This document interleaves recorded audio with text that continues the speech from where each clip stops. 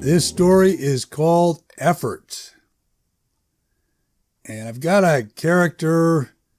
He's a plumber. He works for kind of a low-level plumber, works for a company I think out in Santa Rosa, California.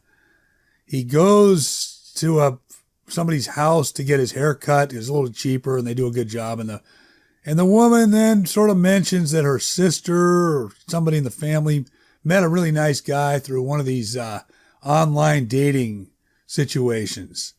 And so this guy thinks, okay, maybe give it a try. And this is sort of the backstory before the story starts, but he's given it a try. He's met a woman, and I guess they've connected and they've talked on the phone a few times. So finally the story opens with him deciding, hey, this woman sounds pretty nice. I'm going to go out and see. So he takes a week off from work and he drives out to Pocatello, Idaho to meet her. And that's where she lives. And the story opens, they're in a diner, or, cafe eating. And he's realized, to his horror, that she sent a fake picture of herself and she weighs 300 pounds. And she's sitting across from him, and he's just a normal guy in, relatively good shape and everything. Doesn't really want to have a 300-pound girlfriend relationship. And, but it's more that she was dishonest, that's killing him. And he realizes, geez, how can I salvage the thing? So he gets through the meal and tries to be polite, but he's pretty rude anyway, and he can't really help it. And tries to think, what can I do? Maybe I can go out to Jackson Hole or whatever. But he's out there anyway, so he spends another night, and then sort of one thing leads to another. He hangs around Pocatello a little bit, and it goes from there. I like to pick Pocatello. I've got Pocatello in a few stories, and I think in my novel as well, I think there's the first novel, Who Needs Justice. I think the guy has to go out to Pocatello to take care of some vigilante business, I believe, if I have that right. But Pocatello is an interesting place. I really like it out there. It's totally unpretentious. It's in eastern Idaho, not far from Wyoming, and not too far also in the south from the Utah border. I think it's about 3.5 hours from Salt Lake City, maybe a little less. And but it's completely unpretentious. They've done nothing to try to attract any tourists. So it's just, to me, it's very real. It's not fancy, nothing, no shishi shops, any of that kind of stuff. And Pocatello, if I am not mistaken, was the biggest rail yard at one time west of the Mississippi River.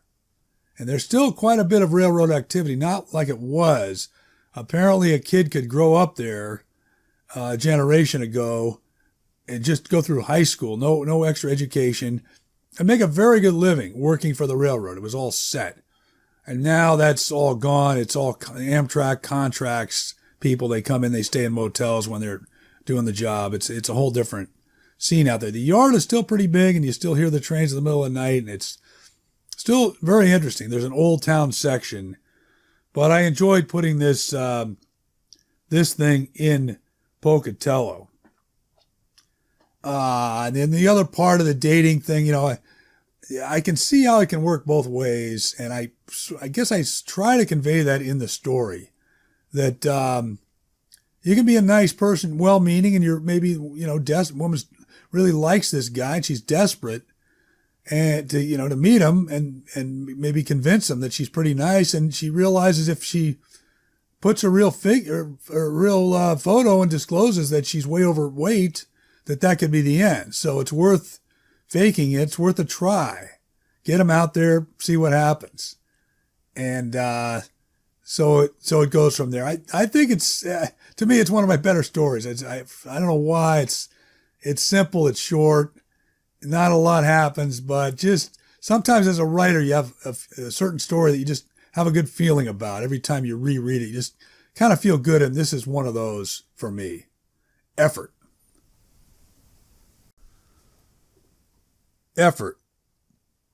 When Ralph signed up for this internet dating thing, he didn't expect to be sitting across the table from a 300-pounder in Pocatello, Idaho. But that's what was happening. Virginia picked up a fry and told him she was glad he'd come out. It must have taken you, what, 9.5, 10 hours, she said? 13, Ralph said, though I could have cut off 45 minutes apparently, heading north out of Wells, risking my life on an old 2-lane highway. Virginia said, yes, 93. That would put you in Twin and then Pokey the back way. That's how everyone comes. Still, 13, that seems long. Yeah, well, I stopped a bunch of times. What can I say? Did you enjoy any of the stops? Jesus, I guess, as much as you can, considering there wasn't a whole lot to work with. Which ones? Criminy. Jeez, well, if you have to know, there was one Wendy's on I-15, I guess. Not just the folks eating in the place, but the kids behind the counter. All of them were super friendly. You come back out in the parking lot and you think you're in a Disney Technicolor movie. Everything's so clean and fresh. The lush farmland and snowcaps right there. That's LDS, Virginia said. Huh? Mormons. I'm one of them. Supposed to be. I got out of it, thank God. Ralph finished his club sandwich and wiped his fingers. Okay, let me ask you something that frankly would more than piss a lot of guys off in this situation. Why the different picture? Virginia looked out the window onto Center Street. I know, I'm not very attractive, that's fine. That's beside the point, Ralph said, not meaning to put it exactly that way, but too bad. We're talking 800 miles here. You're saying you were entirely misled? I thought we had a very warm and candid conversation on the phone. I mean, holy mackerel. Whose photo was that anyway? I have no idea. Someone off the internet who I felt could represent me nicely. Well, that's just great, Ralph said. Are you being sarcastic? It was a simple, old-fashioned restaurant, and there wasn't all that much room in the booth. Ralph remembered an incident one time at a diner in Yonkers, New York, where a heavy woman couldn't get out of the booth after she finished her meal, and the fire department had to come and unbolt the table. Virginia said, "Did you really play minor league baseball?" You know what? Let's don't turn this around. What was it? A-ball? Rookie ball? Double A? What? Okay, it was semi-pro. Because my brother-in-law Tim played in the Brewer system, and my ex and I, we used to drive down to spring training. Good for you. And Tim and all of them, they had a certain look, a way about them that I'm not seeing in you. Ralph said, "What happened to your ex?" Virginia said, "Oh boy, what didn't happen? If you'd like to have dinner later or something, I'll get into it." Ralph was distracted now, thinking, could he salvage a trip somehow? Maybe drive to Jackson Hole or circle back through Boise, see what that was about. "Come again," he said. "You look like your picture," she said, "which I do appreciate." "Well, it's been real," Ralph said, picking up the check. "Where are you staying? Or are you?" "Down the street at the mom and pop place, which he had last night, but he couldn't take it, so he moved this morning to the Super 8 that was up the hill off the interstate." Virginia got in her car, which wasn't all that easy, Ralph noted, and before she closed the door, she said, "Thank you for lunch, and I'm sorry if I disappointed you." Ralph didn't say anything. He just gave her a long look and let it ride. He felt marginally better after a swim in a hot tub and a nap, and he asked the young guy working the front desk of the Super 8 if there was a joint where someone like him might go to socialize. The guy said there weren't many options but to try a place in Chubbuck that had karaoke. This dame had been a piece of work, but he had only himself to blame. He listened to Paula, who gave him haircuts out of her house, saying that her brother in Florida had found an online match after his girlfriend dumped him, and they were going on 3 years. Ralph had been an idiot for not at least keeping it local, which would have minimized the collateral damage. You meet up with a 300-pounder in, say, Sacramento, it's not the end of the world. Maybe you stop off at a River Cats game on your way home. But letting yourself get duped in Idaho, that was something else again. Yeah, he might have stretched the truth here and there on his internet match profile. The baseball technically wasn't even semi-pro. It had been a Thursday night league. But who didn't? Deducting half your body weight off your photo, though. Come on.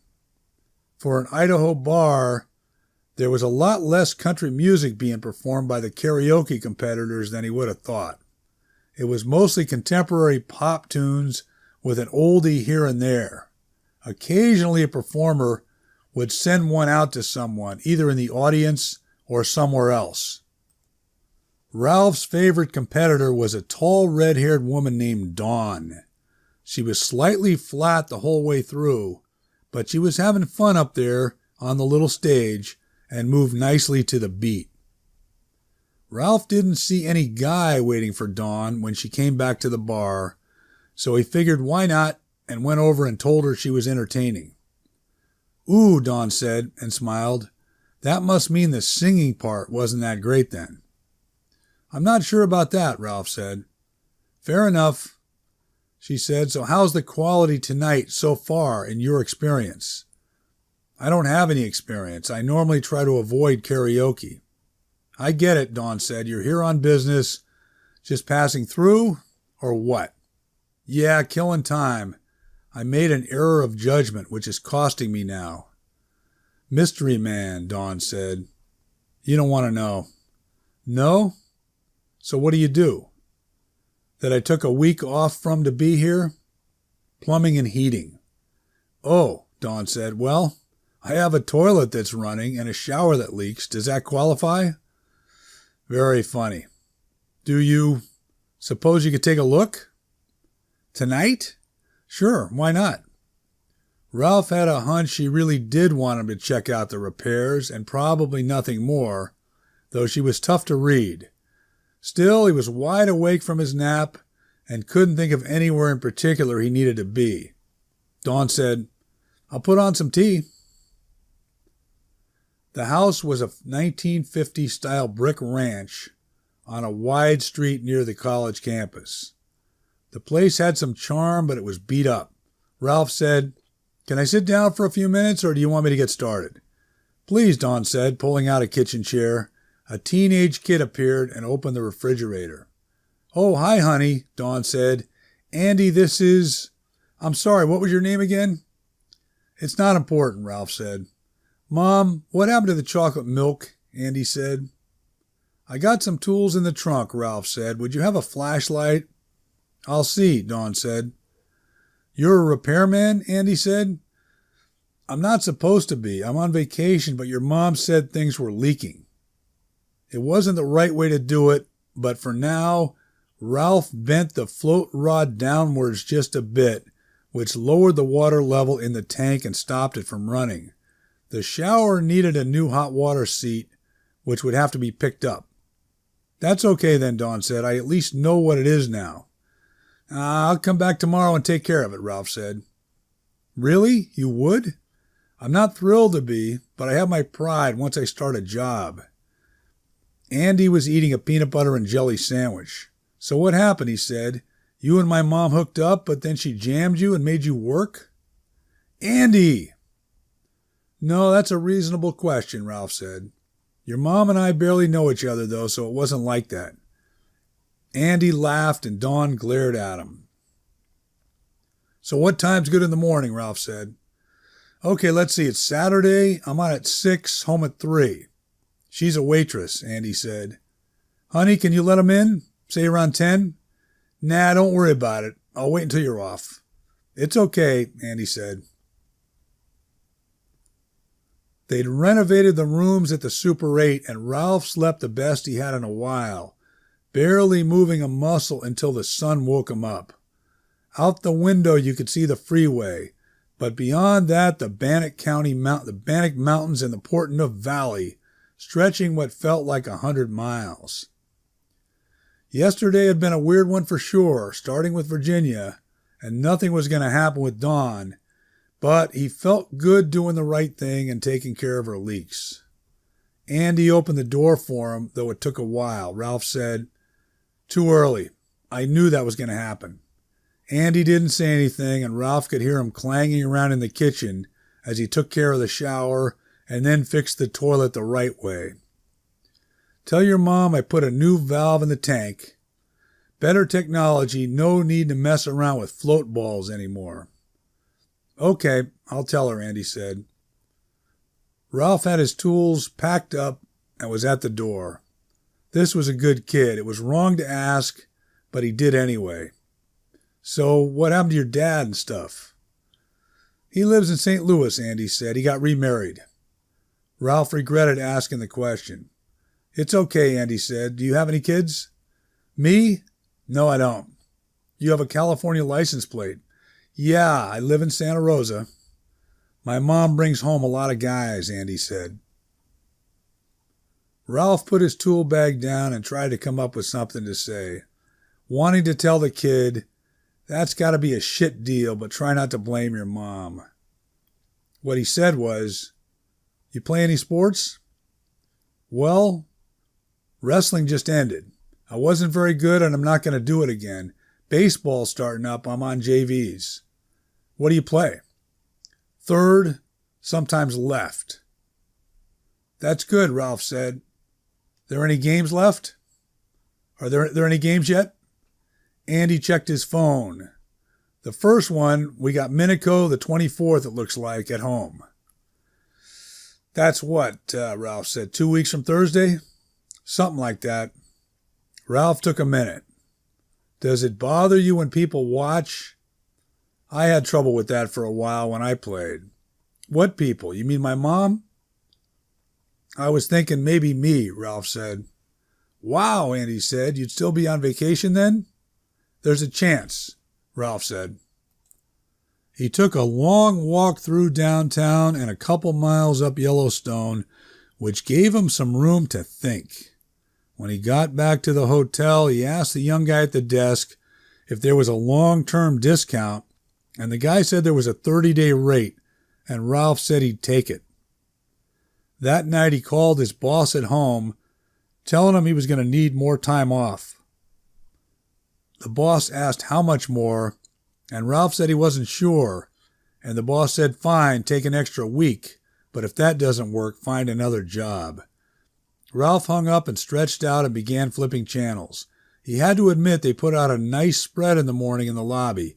You could even make your own waffles, and he was already looking forward to it. Virginia said, "This is so much fun." "I'm surprised you wanted to sit behind the plate, though," Ralph said. "What do you mean?" she said. "That's the only place. You can pick up the pitches."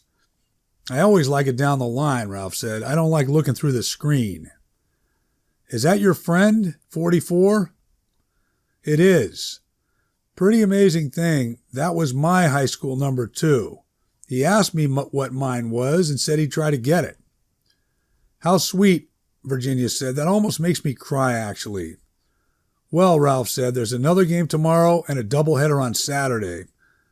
I'm planning to be at all three." "I am too," Virginia said.